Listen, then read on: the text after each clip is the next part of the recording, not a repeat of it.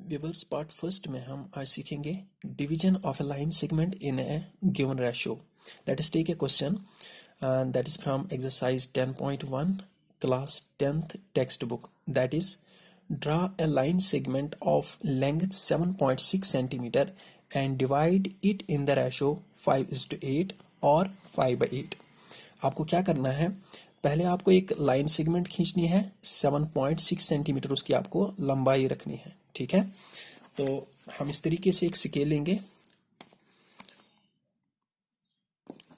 और एक line segment खींचेंगे जिसकी लंबाई आप रखेंगे 7.6 सेंटीमीटर, जो कि यहां तक आएगी.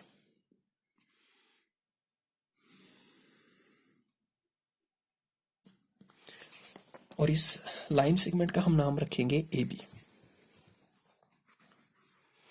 इसके बाद पॉइंट ए पर आप एक एक्यूट एंगल बनाएंगे, चाहे आप वो कंपास से बनाएं, चाहे आप वो स्केल से बनाएं, जिस तरीके से मैं यहां बना रहा हूं.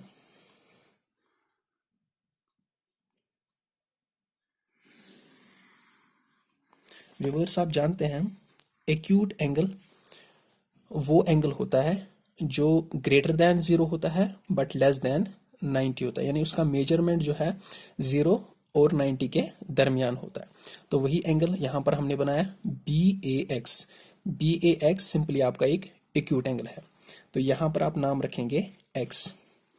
इसके बाद आप इस A को सेंटर मानेंगे और यहां पर इस AX पर 13 इक्वल आर्क्स लेंगे. 13 क्यों? क्योंकि जो आपका गिवन रेशो है, इसके जो दोनों नंबर हैं उनको जोड़ेंगे आप, मिलाएंगे आप इनको, 5 + 8 दैट इज इक्वल टू 13. यानी जो आपका गिवन रेशो है उसके दोनों नंबर्स को आपको जोड़कर देखना है वो नंबर क्या आएगा. तो हियर इट इज 13. फिर आपको इस AX पर 13 इक्वल आर्क्स ड्रा करनी होती है जिनकी लंबाई आप मुनासिब रखेंगे. मुनासिब मतलब यह है कि ना आप ज्यादा लेंथ में वो बड़ी रखेंगे और ना लेंथ में आप वो ज्यादा छोटी रखेंगे. तो ये आप जो है मेजर करके भी ले सकते हैं, लाइक 1 सेंटीमीटर, 1.5 सेंटीमीटर, 2 सेंटीमीटर, या आप सीधे कंपास ले सकते हैं, इसको ऐसे ही हाथों से खोल सकते हैं. तो ये एक मुनासिब लेंथ होगी इस आर्क की. ठीक है, तो फिर आप जो है व्यूअर्स ए को सेंटर मानेंगे इस तरीके से और एक आर्क खींचेंगे, तो इसका नाम आप देंगे A1.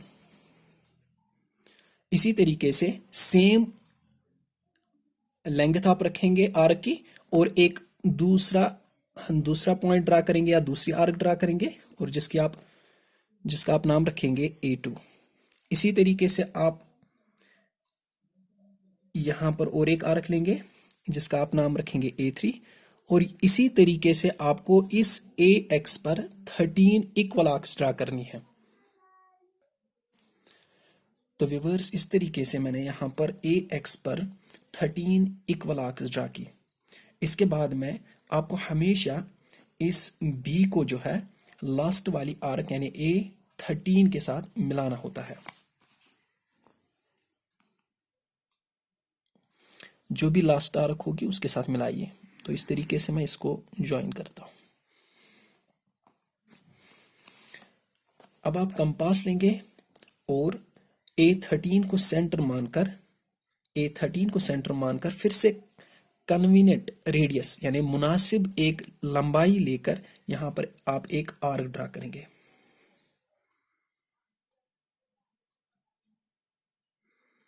इस तरीके से फिर उसी टाइम पर सेम रेडियस, अब आप रेडियस चेंज नहीं करनी है आपको, तो आपको यही रेडियस रखकर यहां पर देखना है न्यूमरेटर में कौन सा वैल्यू है, दैट इज 5. तो आपको 5th पॉइंट पर जाना है जो A5 होगा, वहां पर आपको A5 को सेंटर लेना है और सेम रेडियस से वहां पर भी यही आर्क ड्रा करनी है इस तरीके से. और उसके बाद में कंपास को आपको छोटा करना है और ये लंबाई आपको मेजर करनी है, ये वाली लंबाई. व्यूअर्स, इसके बाद में आपको जो है आर्क का ये जो यहां से एंड है उस पे कंपास रखना है, A12 पर नहीं, जो आर्क का ये इस साइड से जो एंड होगा वहां पर आपको कंपास रखना है और ये एंगल मेजर करना है इस तरीके से।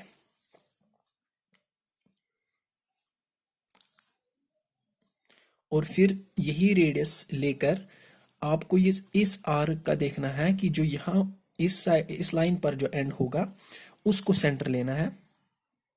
A4 को नहीं, याद रखिए A4 को आपको सेंटर नहीं लेना है। जो आर्क का इस लाइन सेगमेंट के साथ में इंटरसेक्शन पॉइंट होगा उसको आपको सेंटर लेना है। और यही रेडियस लेकर जो आपने यहां पर अभी ये एंगल मेजर किया था उतनी रेडियस लेकर आपको यहां पर एक आर्क ड्रा करनी है इस तरीके से। फिर आपको A5 को इस आर्क के साथ मिलाना है। चलिए इस आर्क का कुछ नाम रखेंगे, फॉर एग्जाम्पल C।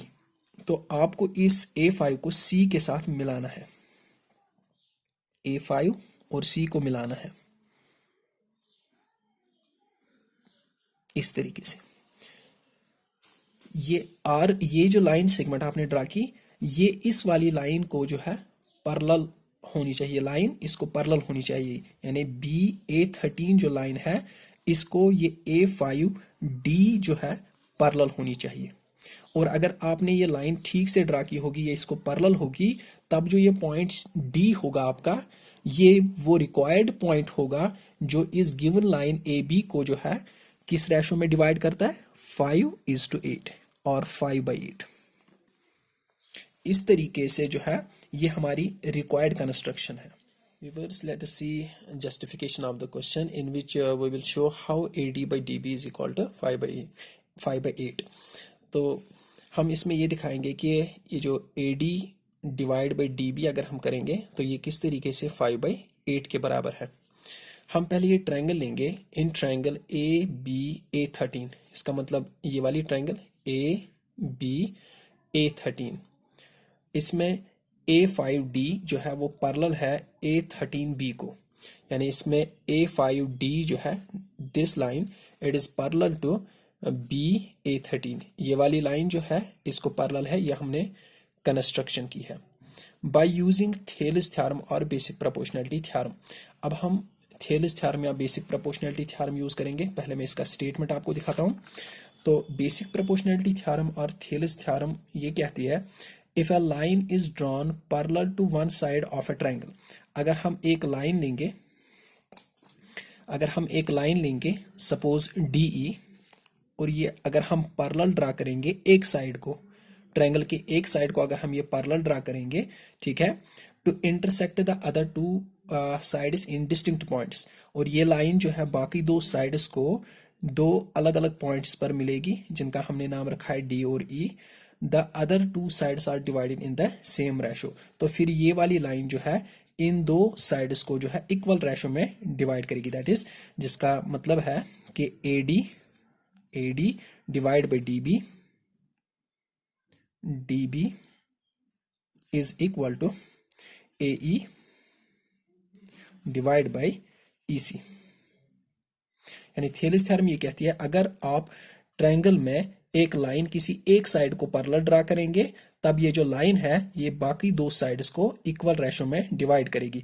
यानी अगर आप उन दो साइड्स का रेशो देखेंगे लाइक AD बाई DB, वो फिर AE बाई EC के बराबर आएगा। ठीक है, इसी तरीके से अगर आप यहां पर देखेंगे, ये जो लाइन है ये हमने कहा ये इस ट्रायंगल में इस वाले साइड को पैरेलल है। ट्रायंगल ABA13 जो है इसमें ये लाइन इस वाले साइड को पैरेलल है। तो फिर हम यहाँ पर भी बेसिक प्रोपोर्शनैलिटी थ्योरम यूज करेंगे या थेलिस थ्योरम यूज करेंगे। तो उसके मुताबिक A5 बाई A5A13, ठीक है, is equal to AD divide by DB। यही मैंने यहाँ लिखा, A5 divide by A5A13 is equal to AD by DB. We will name this as first. इस्थवयत now first. But by construction, अगर हम construction से देखें कि ये जो ये वाला हिस्सा है A5, ठीक है, और A5A13 it is equal to 5/8।